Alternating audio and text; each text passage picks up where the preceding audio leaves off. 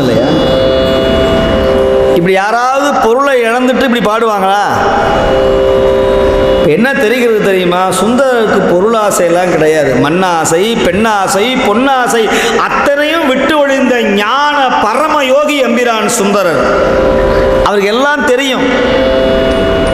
தருபவன் சிவன், பிறகு இடையில் அதை வாங்குபவன் சிவன், மீண்டும் தருபவனே சிவன். அவர் எல்லாம் தெரியும். நம்மை மாதிரி சாமானிய மனிதர் அல்ல. அப்படி சில பேருக்கு விடாது.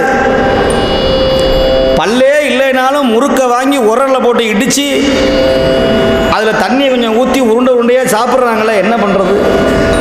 நாக்கு விடாது, ஆசை விடாது, பற்று விடாது, அதுபோல பழியும் விடாது, பாவமும் விடாது. இப்போ விடாது விடாதீங்களே, எப்போ விடும்? சுந்தரர் திருவடியை பிடிச்சா எல்லாம் விட்டுரும்.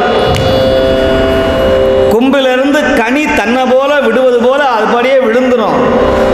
ஐயா, இப்போ விழுந்தா நாங்களாம் திருவோடை எழுந்துக்கிட்டு வீதி வீதியாக போகிறதா? இல்லை, நீங்கள் மாட மாளிகையில் வாழ்வீங்க. சொல்லுகிறார், அற்புத தெய்வம் இதனில் மற்றும் உண்டே, அஞ்செழுத்தை அன்போடு சொல்லுகிற அன்பருக்கு பொற்பக குவையும் பைம்பொன் மாளிகையும் நல்ல இல்லற போக வாழ்வும் கிடைக்கும்னு சொல்லுகிறார்.